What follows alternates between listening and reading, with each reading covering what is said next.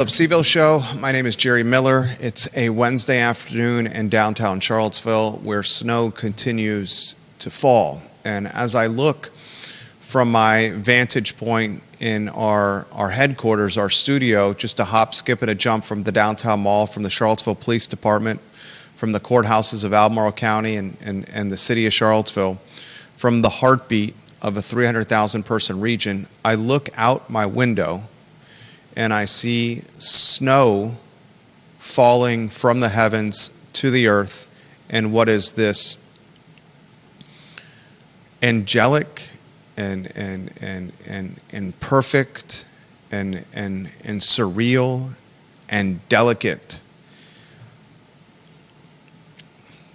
downtown scenery, downtown vantage point.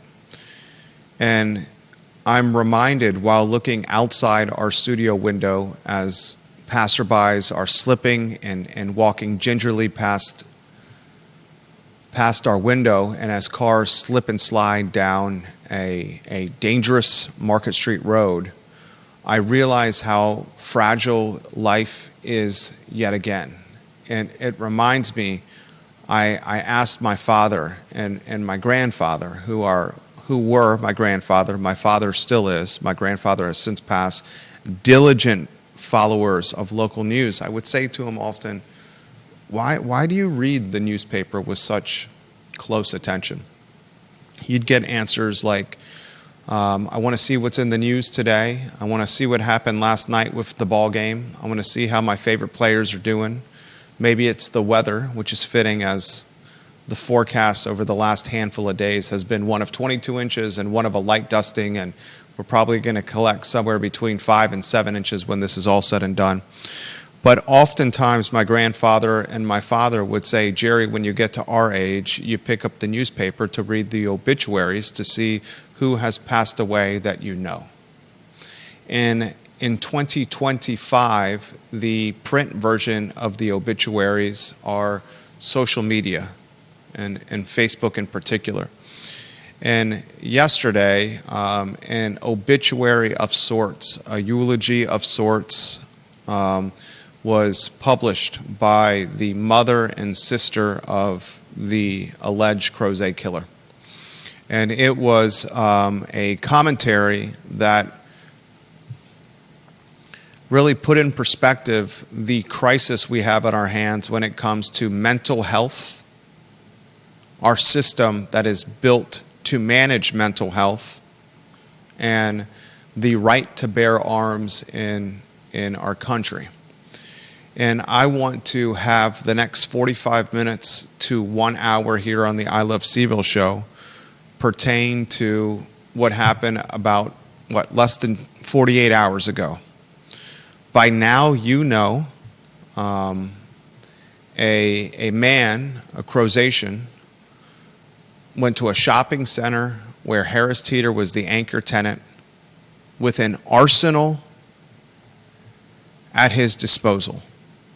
And now we have more clarity, thanks to the mother and sister of the alleged Crozet killer, that his intentions were not one based in reason or vendetta or past beef, but instead his intentions were to bring murder and mayhem to the community he grew up within.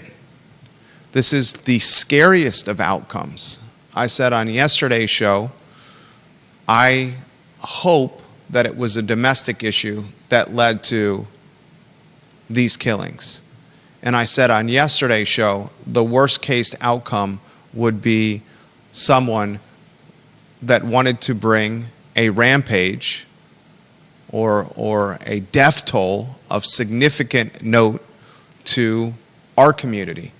And the terribly unfortunate turn of events, as we've gotten more clarity on this story, is we have a man who wanted to bring carnage to Crozet. On the show today, we have the press conference, the Albemarle County Police Department press conference. It's somewhere between 8.5 and 9 minutes. We're going to play that press conference in totality. The police chief of Albemarle County, the colonel of Albemarle County, was it Sean Reeves, Judah? He offered some clarity on this terrible tragedy. And I want you, the viewer and listener, to hear it from start to finish, because I don't think many of you have. And I think when you hear it from the beginning of the press conference to the end, when a select few of local media asks Colonel Reeves some questions, I think you will gain some perspective. I think we will then transition, in fact, I know we will then transition into the statement released yesterday by the mother and sister of Justin Barber. And then I want to highlight some comments that have come in on the I Love CVille Network that I have found comments of merit. So today's show will be as much therapy and confessional and news and respond and react as I think you will find in the Central Virginia market so far. I want to highlight Charlottesville Sanitary Supply for being a part of the show. We're proud to partner with the Vermillions. I am proud to partner with John and Andrew Vermillion and their business on East High Street. They have been here 60 plus years. And my hope is that we will see businesses like John and Andrew's at Charlottesville Sanitary Supply, other businesses like Martin's Hardware, like the IGA in Crozet, like Riverside, institutional businesses, the White Spot, Mickey Tavern, C&O, the Virginian Restaurant, enjoy generations more of longevity in serving this community. And it's going to be up to us to make sure that happens, folks, where you're not necessarily putting pennies over people. Judah Wickhauer with the studio camera and then a two-shot. These are the type of challenging shows, Judah, as you rotate the first two lower thirds on screen.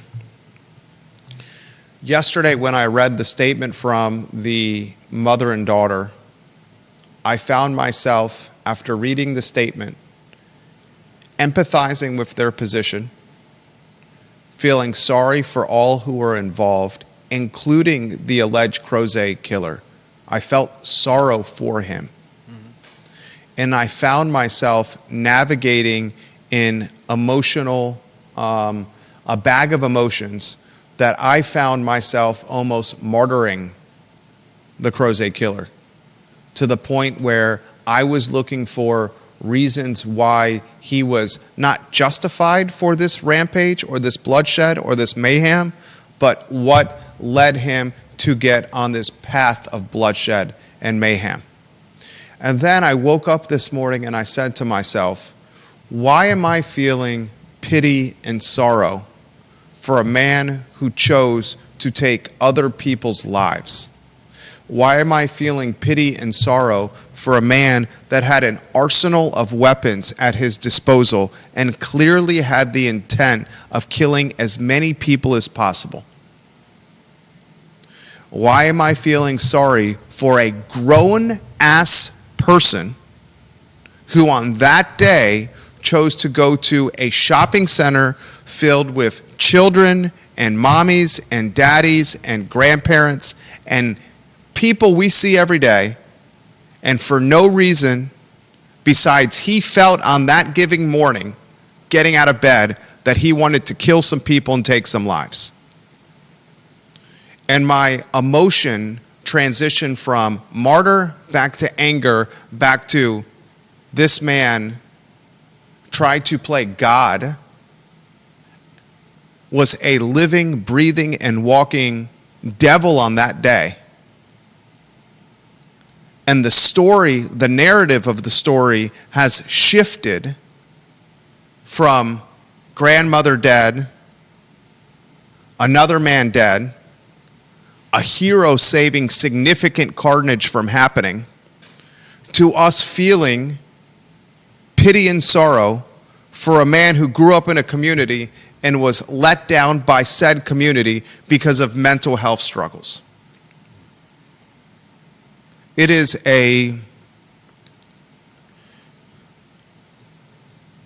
for lack of better phrase, and if you have little ears around you, you should use earmuffs right now. And I'm giving you a heads up that a 4-letter word is coming.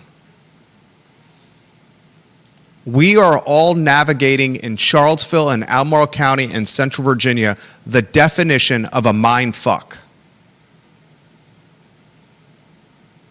Less than 48 hours removed from one of the darkest days in Crozet's history, there are many in our community that are feeling pity and sorrow for the man who had an arsenal at his disposal.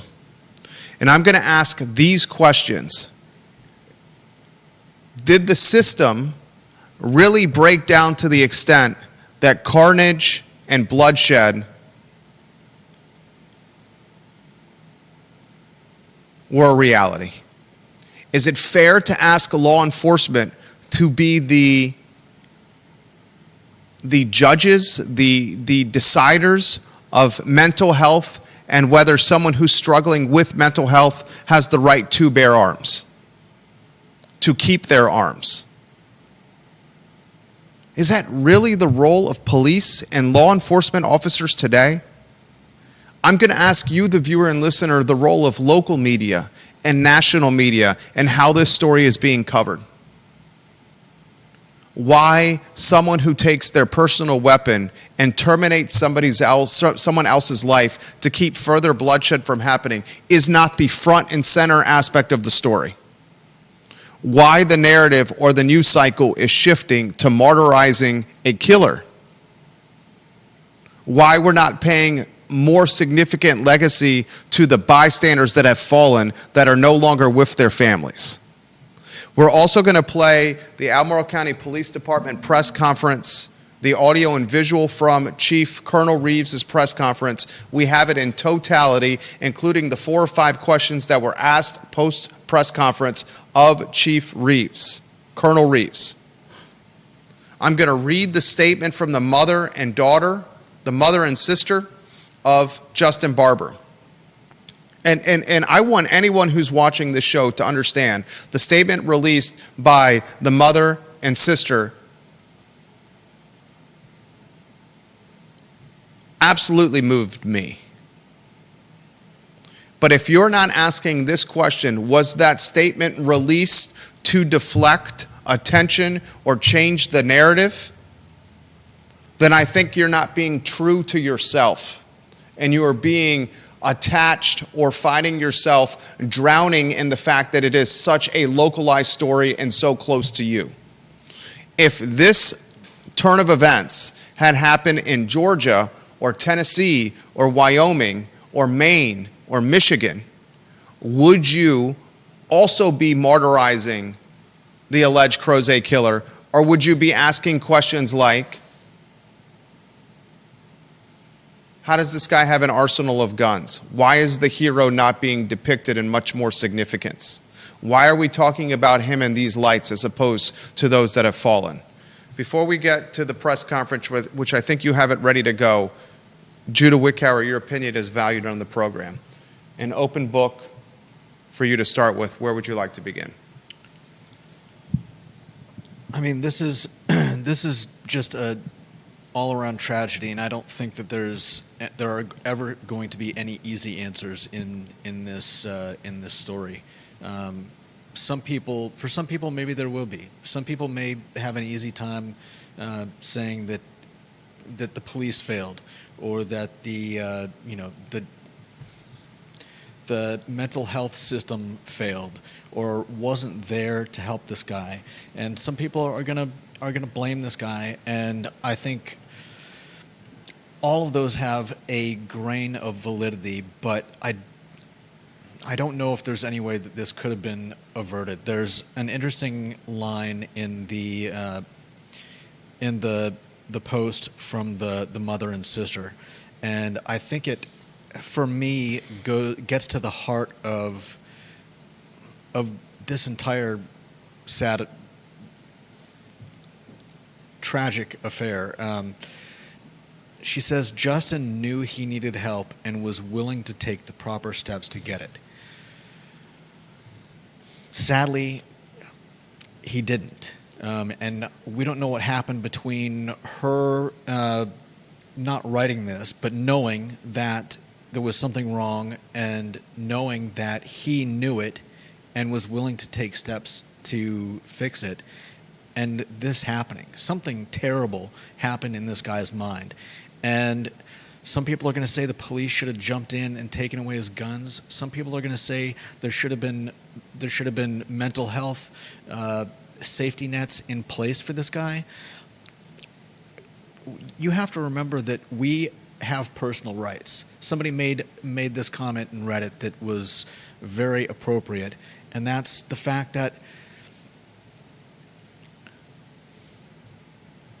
the police, the family wasn't told off when asking to get help. They were told that they didn't have probable cause to incarcerate someone in a hospital against their will. Amen. Those are two very different things. It's an incredibly awful situation, but everyone has to follow the laws. That's what we agreed to as a society. And the family was told that the alleged Crozet killer had to break the law or bring harm on someone else before they can intervene and take his guns away. And I don't think that was a statement saying, hey, we can't do anything about it until he goes out and does something like this. That's not what they were getting at. But the fact of the matter is, let's say I have a bone to pick with my next door neighbor. I can't just go to the cops and say that I think he's a danger and have the cops come and toss him in a white room. There are, as this guy said, we have to follow the laws because we agreed to them as a society. Bingo. And is the follow-up to this story the exposure piece when it comes to the police department? And anyone who watches this program knows Judah Wickhauer and I back the blue routinely on this show. I don't know what it's like to get up and go out of bed and put on a bulletproof vest, put a gun on my hip, and go out and protect people as my way to make money. And a lot of them make very little money at that. I don't know what that is like. These folks are heroes. 99% of the time, absolute heroes. But are we about to be in a situation where those that were murdered may have some kind of legal path, lawsuit path? If, in fact, the mother and daughter went to law enforcement and says, this man is a danger to society, he has guns at his disposal and are going to do something. They presented this, the mother and the daughter, the mother and the sister, to law enforcement, according to their statement. He has guns, he is dangerous, he has mental health issues, please intervene. And law enforcement responded by saying, until he is arrested for something or bringing harm to others, we can't take his guns away. Is that the opening stages of a lawsuit against Albemarle County, Virginia? Is that the opening stage of a lawsuit for the two that were killed in the Harris Teeter parking lot? Their family saying, you knew that this could happen and you did nothing. And then a follow-up question to that, viewers and listeners. A fair follow-up question. Is it really the role of law enforcement in 2025 to be the arbitrators of mental health and gun ownership? Right. Is it fair to ask a beat cop, a lieutenant, a sergeant, a captain, a colonel, an entry rank, a rookie, to say, oh, this man has serious mental health issues, bipolar, schizophrenia, whatever it is, you name it, and he has an arsenal at his disposal. I have to take that arsenal away from him. I have to arrest him. I have to intervene. Or is it up to law enforcement to enforce our rights, our Constitution, as we know it in print, as our founding fathers put into play centuries ago? This is earmuffs again.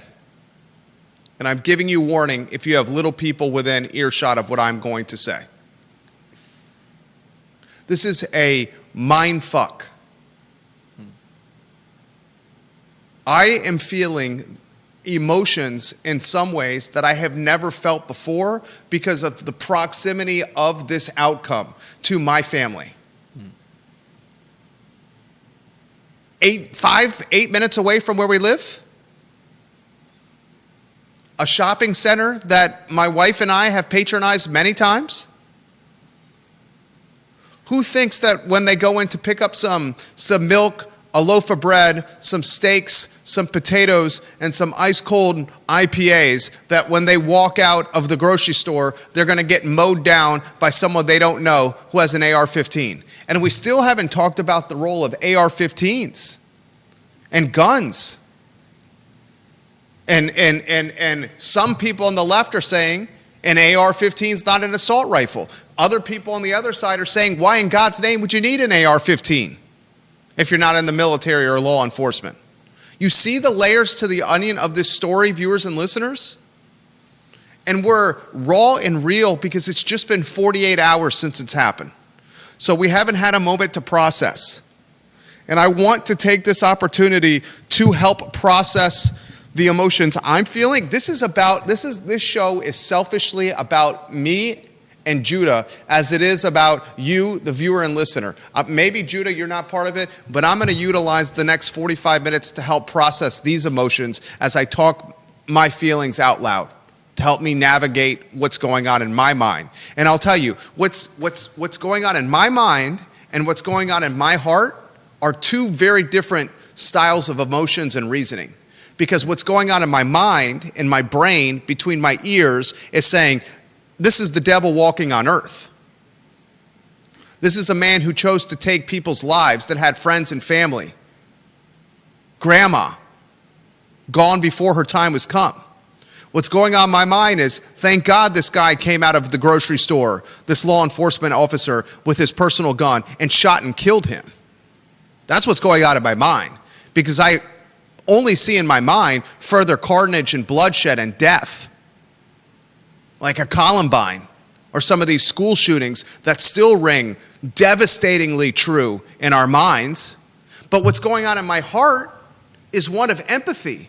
What's going on in my heart is, as a God-fearing person, how does God allow something like this to happen? As a God-fearing person, how do we birth someone that has such mental health struggle that he is unwilling to play football despite being an enormous human being, having the body type of probably being a dominant football player for Steve Isaacs and Western Albemarle football, or Ed Pierce and Western Albemarle football? This guy would have probably been an awesome offensive lineman or defensive lineman just because of sheer size alone. But he said, according to his sister and mother in that Facebook statement, I don't want to play football for fear of hurting people. At one time, this guy was as tender as a teddy bear. And now, 48 hours ago, he carries an AR-15 and has an arsenal of other weapons and kills people? How does God allow something like that to happen? That's what's going on in my heart. Two very different places of emotions and reasoning and thinking. We have the press conference, and I encourage you, the viewer and listener, to watch and listen to this press conference from start to finish. I doubt many of you have seen this from start to finish. We are going to play it in totality. This is the press conference with Colonel Sean Reeves, the captain in charge of the investigation, and a handful of questions that were asked afterward, including by talented courts and crime reporter Hall Spencer of the Daily Progress.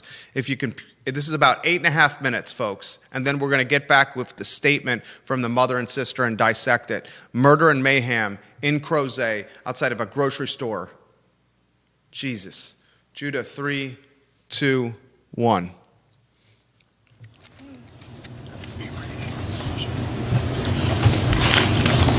All right, good morning and thank you for being here. I'm Logan Bogart and I'm the Public Information Officer for the Albemarle County Police Department.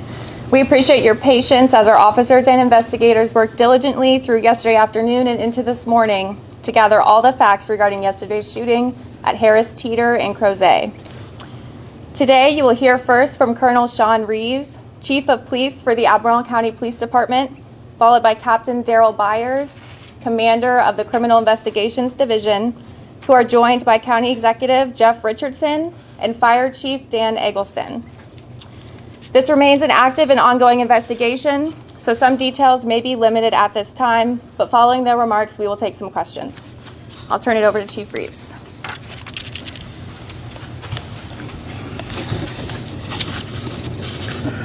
Yesterday afternoon, a tragedy struck our community when a lone gunman opened fire in the parking lot of Harris Teeter and Crozet. My heart goes out to the families and loved ones of those who lost their lives in this senseless act of violence, as well as to the greater Crozet community. We owe an immense gratitude to an off-duty federal law enforcement professional who happened to be in the shopping center when the shooting occurred. This heroic individual selflessly placed themselves in harm's way to stop the gunman and prevent further loss of life. Without their brave actions, there's no doubt the casualty count could have been much higher. There is one name you will not hear me mention today: the gunman responsible for these heinous acts.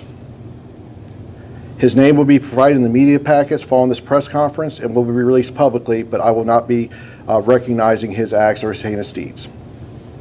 Out of respect for the privacy of the heroic law enforcement professional, and because the Albemarle County Police Department is not seeking any type of criminal charges against them, I will also not be publicly releasing their name, or the name of the federal agency they work for. I understand that our community has many questions and is seeking answers. We are too. Perhaps the most pressing questions are why.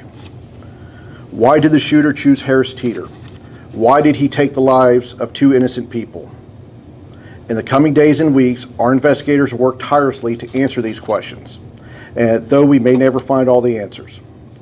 Before I turn it over to Captain Darrell Byers, I would like to extend my gratitude to the following for their assistance: the Virginia State Police, career and volunteer units from Albemarle County Fire Rescue, Human Services Alternative Response Team, and Victim Witness Services, and to the healthcare professionals at UVA Hospital. Finally, we ask the media to respect the privacy of the families involved in this incident. On behalf of these families, I urge the media to be considerate and sensitive during this difficult time. Thank you, and I'll now turn it over to Captain Byers.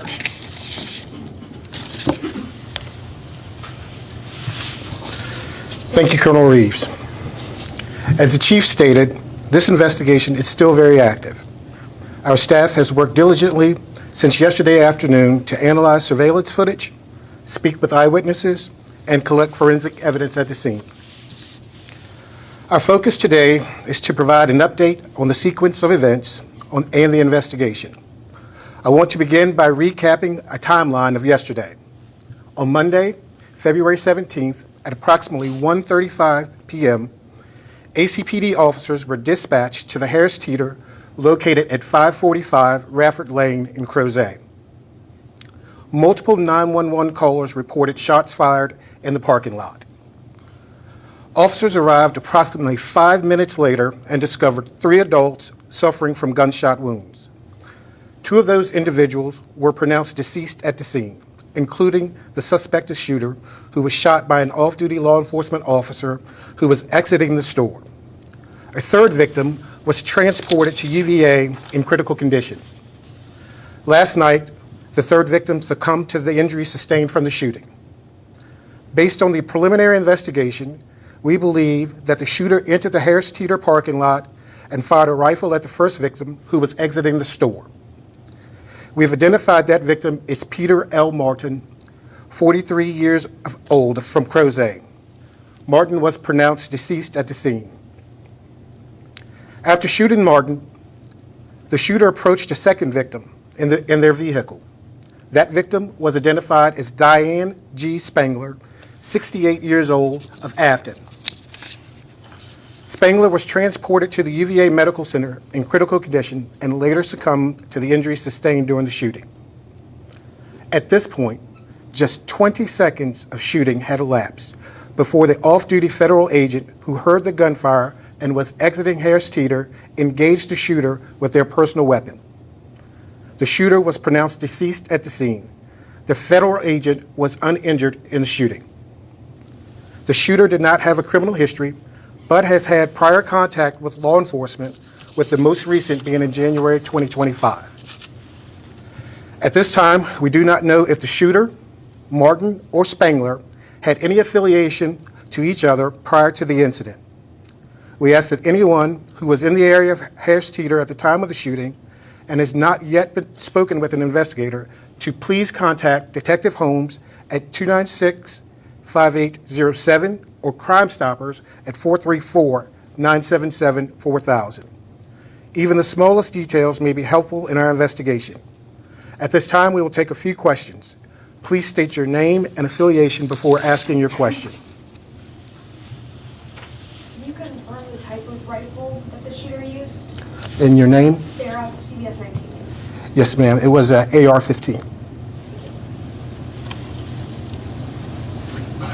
Spencer, Daily Progress. What?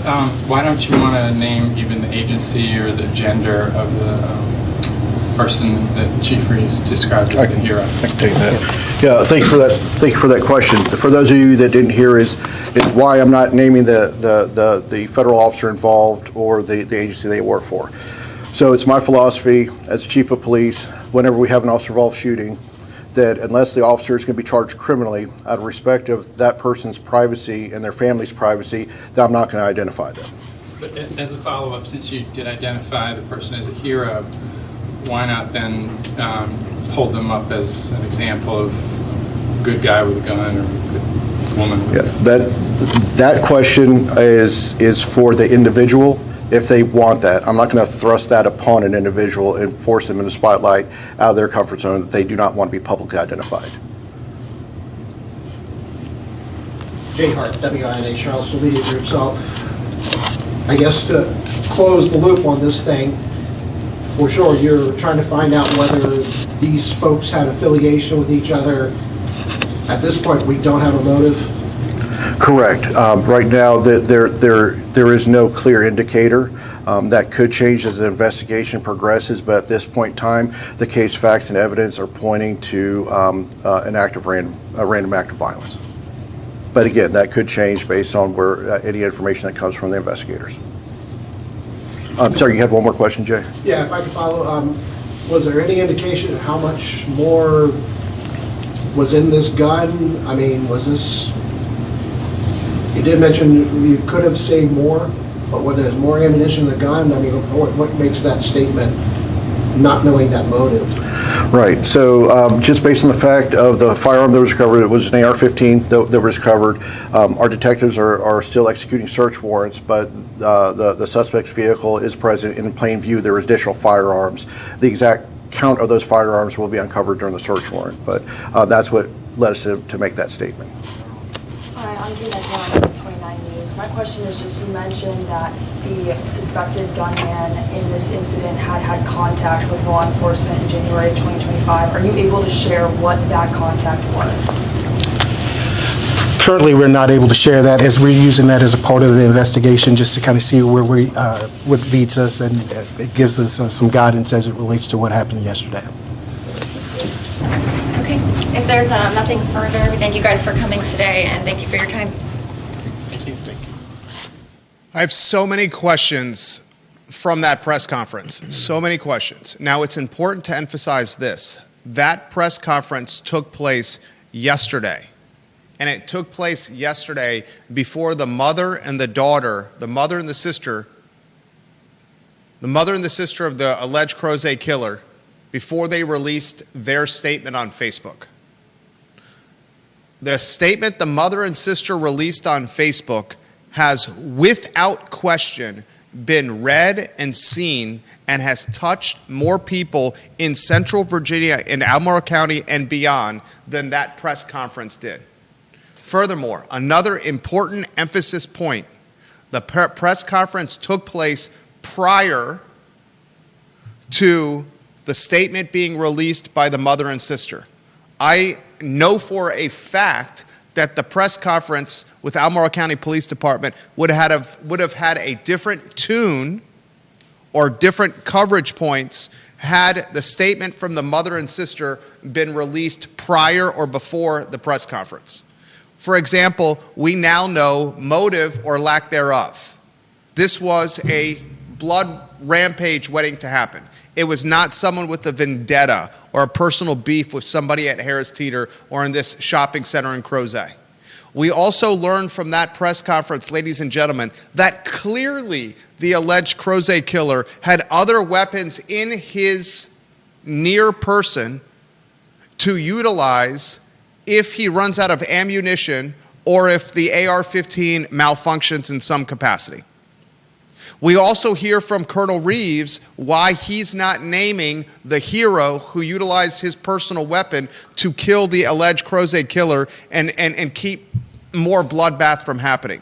He said, if you want that name, it's up to the person to say, this is me who did this. And Judah made the point yesterday, because if the hero, and it's a hero, if he was named, there will be some in this community or beyond that will find some reason to hate that person.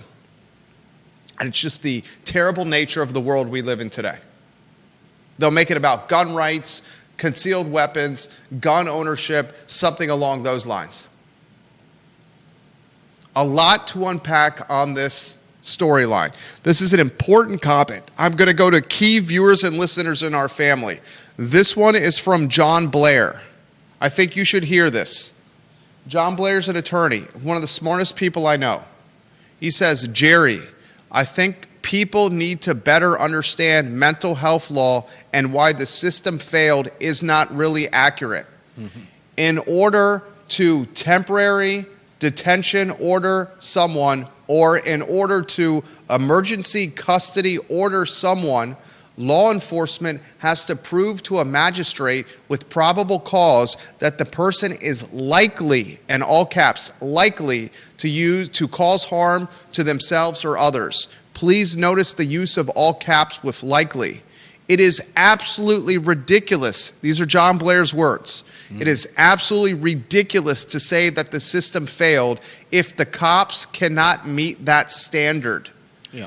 No, when the police cannot meet that standard, it is completely and totally up to the family and friends to intervene and convince the person to get help. Or let go of their weapons. Then John Blair says, and I absolutely commend and offer 3 cheers for Sean Reeves, and I am damn proud to have that man as chief of police for Albemarle County.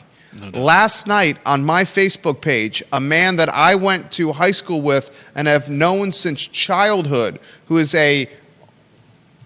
at one time, he and I have since lost contact, and I hope he's watching this program right now, but was at one time an officer within the Richmond Police Department. His name is Chris Meade, a sensible and reasonable individual. He said, something does not add up when the sister and the mother say that Justin, the alleged Crozet killer, knew he needed help and was willing to take the proper steps to get it. Yet she also says they tried to get an emergency custody order. Mm-hmm. ECOs, Chris Meade says, are only issued when the person in need of services refuses to check themselves in voluntarily. Most people with family members that are willing to check themselves into the hospital for mental health reasons don't know what ECOs are. He adds, I cannot imagine what this family is going through, and they may be correct that the system failed him, at least to some extent, but they may also want to deflect some guilt away from themselves, which is a perfectly normal instinct. The rest of us will never know the whole truth. Amen. From Chris Meade right there. I know this man. I grew up with this man, a sensible individual. Let's go to Deep Throat, number 1 in the family. He says, nearly every time there is a mass shooting, we learn that the person had serious and evident mental problems. No exception here. Obviously, we want to hear the Albemarle County, the ACPS side of the story, but from what the relatives of the shooter claim, again, they could be giving a biased account. The police were totally dismissive. Realize that we don't want a world where one person's word can lead to an ECO order on another person, but you would think that the police might pay the guy a visit and see if he's insane. He dubs that a welfare check. Mm-hmm. Deep Throat also adds what the police told him assuming it is true, is wrong. You don't need to wait for him to harm someone or himself, but rather be a threat to himself or others. So he takes a different stance there. Not sure I caught that last part.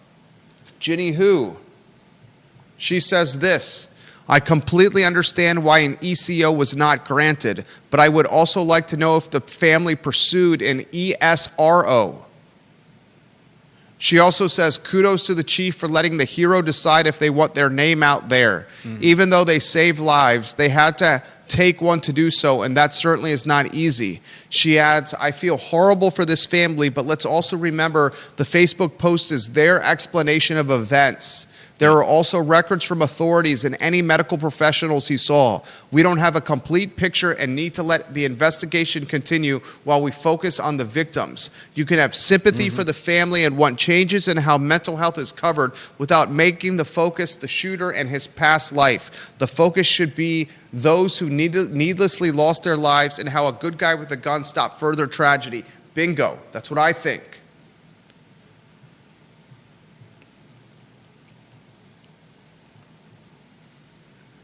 I can assure you that somewhere in a room in an Albemarle County office building,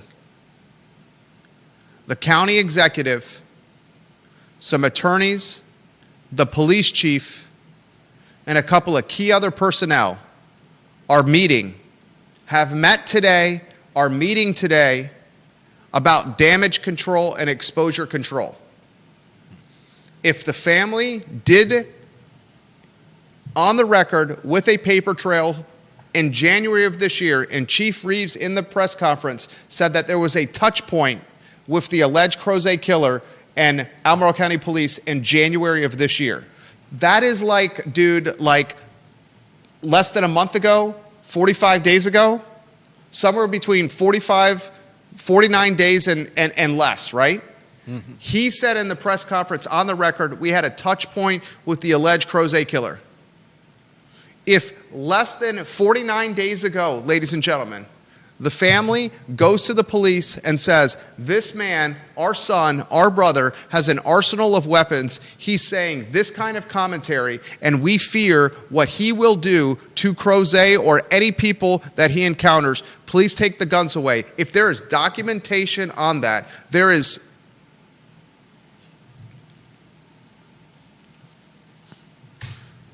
exposure there. There is exposure there. We live in a world where a woman got millions of dollars from a fast food franchise because the franchise served her coffee that was too hot.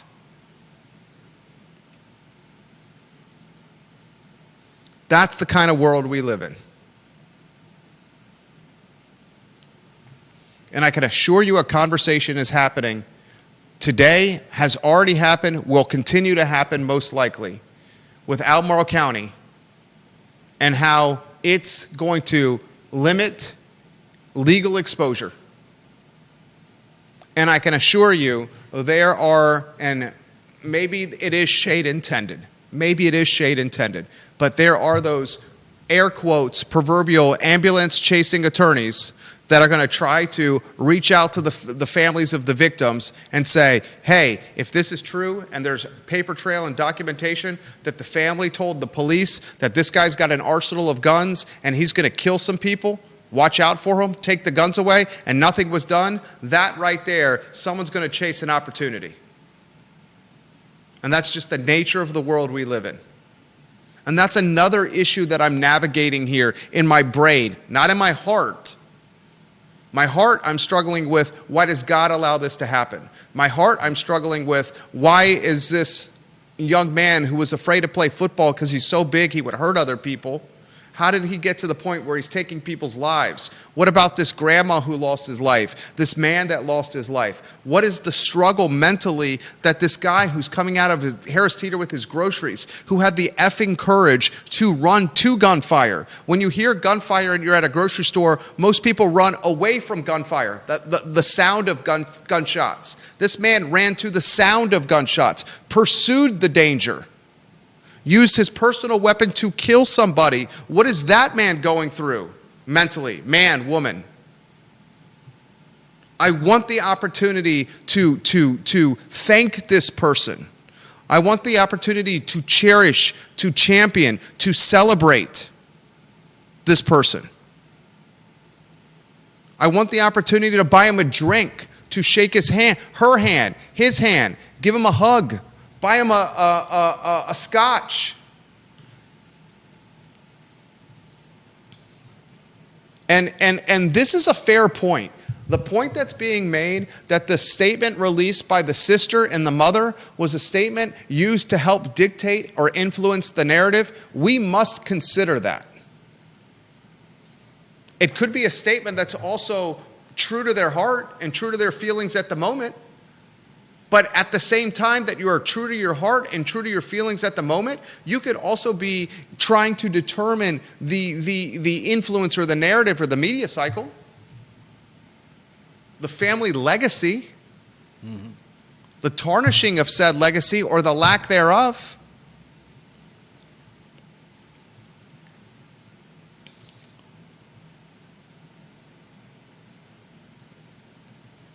This is a damned if you do, damned if you don't storyline. It certainly doesn't fit anyone's desired narrative. There is, for those who want there to be a definitive narrative in this story. I don't think you're going to get that. And those that do try to make this fit a particular narrative are going to do, I think, an injustice to at least one or more of the parties in this story, because it's just this isn't a deranged killer that was stopped by. This was a tragic. Something was happening with Justin. It's sad that he didn't get help, whether by himself or with the help of his family. It's sad that there wasn't enough evidence for the police to come in and take the guns away, or to put this guy in protective custody to start getting him help. The two people who are killed, they're not even the talk of the story anymore. No, sadly. But how sad is that? The two people who are killed are not the talk of the story anymore. Right. Albert Graves' photo on screen. He lives in Crozet, knows Crozet inside and out. He says an AR-15 looks like a military-grade weapon, but in reality, it's just a shotgun made to look like a military weapon. More specifically, it looks like a military AR-16. He also adds, so a person with schizophrenia should be allowed to buy an AR-15 or any weapon is a complete failure of the system, no matter how you paint that picture. Maybe we should question the law and maybe overhaul the law. He completely adds, Albert Graves also adds, police admitted to have known the shooter and have had several interactions with him, but he had no criminal record. This screams mental health issues. He adds, it's mentally taxing for all the victims' family and the community as a whole. This is just sad all the way around. Yeah, I agree with some of that. I don't know that I fully agree with all of it. We don't know when his family became aware of his mental health issues. He's what, 28 years old? Who knows how long he's had those guns. If it's not like there's a place on the form to say that you have mental health problems, and he may not have had them when he bought the guns. Okay. Am I wrong? You have a mother and a sister saying, we went to law enforcement and were scared and we reported him to law enforcement because he was a danger to himself and others. Yeah. And you have a police chief in front of a microphone and cameras saying, in January of this year, we had an interaction with this man. Okay. In what is an incredibly litigious and opportunistic society, Albemarle County should lawyer up. Okay. and I say that as someone who is proud to live in Albemarle County, commends and salutes Colonel Reeves and his department for representing the county extremely well. Extremely well. It is a no-win situation that police are having to be the arbiters of the right to bear arms and how the right to bear arms interacts with the Venn diagram of mental health and schizophrenia and bipolar and the dangers and collateral damage of said disease. No law enforcement officer has that kind of psychological training, pedigree, education, experience. And perhaps you attribute it to the system. But then you read what John Blair says and say, to say that this is a broken system is a travesty. And his comment, I think people need to better understand mental health law and why the system failed, is not accurate. In order to TDO, temporary detention order, or ECO, emergency custody order, anyone, John Blair says, law enforcement has to provide a magistrate with probable cause that the person is likely to cause harm to themselves or others. That means a policeman. I agree 100%, that means a policeman has to be the arbiter of mental disease. That means a policeman has to determine whether someone is mentally fit to have guns, despite our country saying we have the right to bear arms. That is a mindfuck of significant proportions. Okay. Which part do you not understand or disagree with? I mean, it's not like they are the ultimate arbiters. You mentioned the fact that there are courts involved. You mentioned we know the fact that in their statement they say they brought their concerns to the police.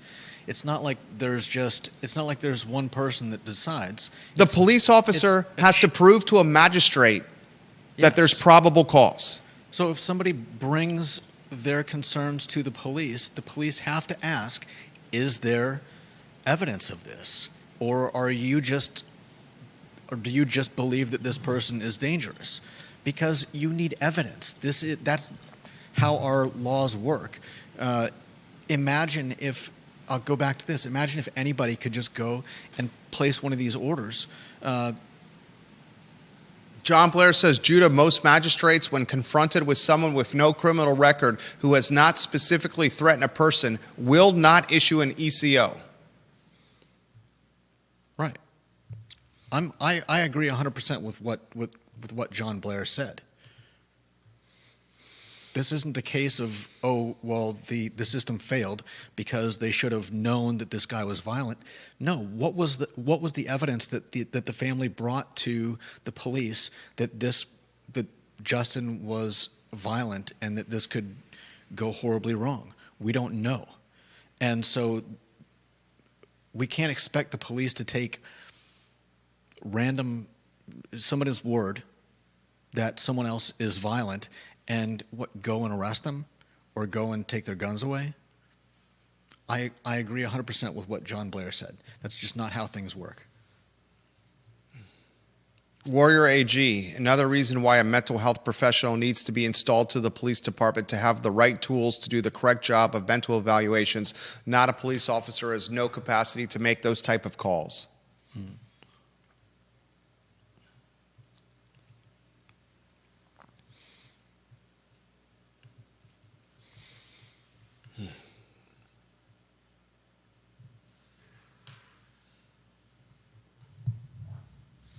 This comment was sent to me via direct message. It was a screenshot from an individual named Trisha Baker Cassell. And Trisha Baker Cassell left this comment on Facebook. And maybe it's time we stop calling it social media and it's just media. This story is this murder and mayhem in Crozet is a storyline that is being driven not through print radio and television, not through press conferences with police where legacy media intends. Instead, the story is being driven on Facebook and in Reddit and this show. Trisha Baker Castle posted on social media yesterday, "I'm the niece of Diane who was killed at Harris Teeter." This is grandmother. "Our hearts are broken for all involved, including Justin's. I'm a psychologist. What a coincidence. That is what he was studying. That is what he studied." She adds this, "I would love to hear more about him and his life. You are right, the system is broken. My mom and I were discussing that very thing this morning. I'm the type of person who likes to receive as much information as possible to begin to heal." This is the niece of the murdered lady in the parking lot. Oof. And Albert Graves sends a photo to me via direct message, who's commenting that he was there in the Teeter parking lot and has snapped and sent a picture, which I will show to Judah as opposed to putting on screen, because it has dead bodies in the parking lot. Wow. So the man commenting on the show sends a picture to us from the crime scene with 2 dead bodies in the picture.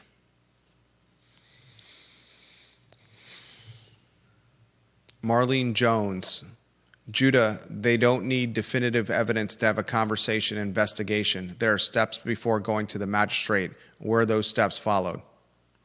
Carol Thorpe says, "In my opinion, Judah's statements are spot on."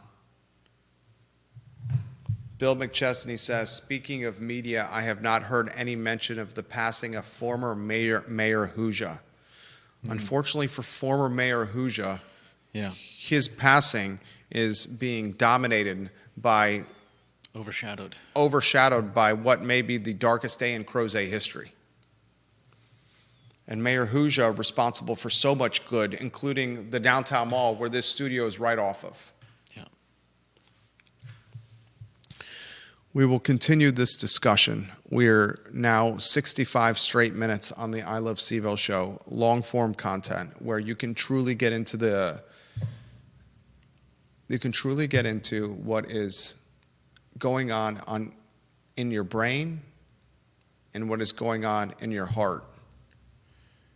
And the older I've gotten and the more mature I've gotten, and this is a testament to my wife and having kids. Having kids and being married, and it changes you. And what's going on in my head today is so very different than what's going on in my heart.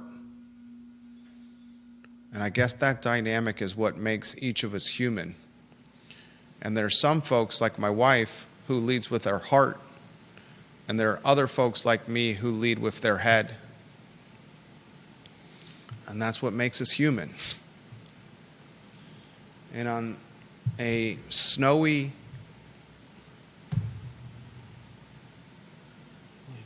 angelic and gorgeous Wednesday afternoon, as snow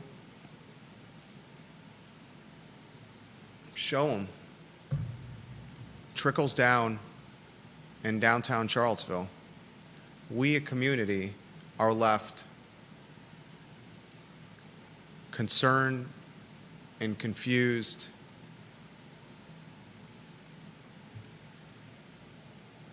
and seeking a calm for Crozet that was very present about 48 hours ago. We'll see you tomorrow, guys, at 12:30. For Judah Wickhauer, I'm Jerry Miller.